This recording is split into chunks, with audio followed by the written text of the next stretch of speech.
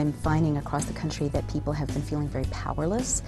And what the founders, whom I went back to get inspiration from and also guidance from, they made it clear to me that America is best understood not as a location or even as a system of government, but as a psychological state, as a state of mind. And that's one of determination to be free and to do whatever it takes to stand up for the Constitution.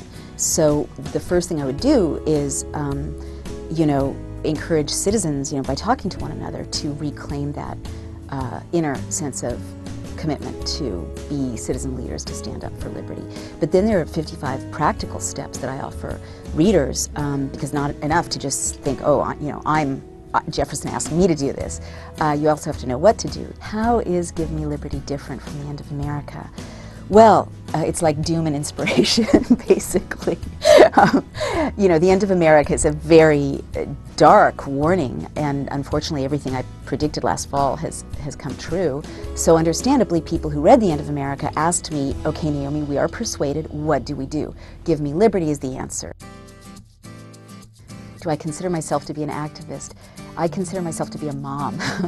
I guess by definition, any concerned mother or father is going to be an activist, because what's motivating me is that I have two very precious, beautiful children, and I want them to grow up in an America that's free. What I would like readers to take away from having read Give Me Liberty, I'd like them to take away a sense of just what a huge difference individual Americans can make. And I guess the other things I'd like people to take away is just, again, these practical steps. How do I fundraise to start an organization? How do I confront my representative more effectively? How do I write this op-ed? How do I, write a law? How do I pass a law?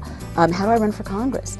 I want every American to know those things. The last thing I have to say, I'm so proud of this. The Constitution and the Bill of Rights, such precious documents, they're pretty hard to understand. For anybody who's not a constitutional scholar, they're in this really dense 18th century language. Two wonderful attorneys, Suzanne Telsey and Stephen Bennett, donated their very valuable time to providing readers with a user's guide to the Bill of Rights and the Constitution. Accurate translation into everyday 21st century English, so that you actually understand what these documents, what rights they give you, and what responsibilities you have as a citizen.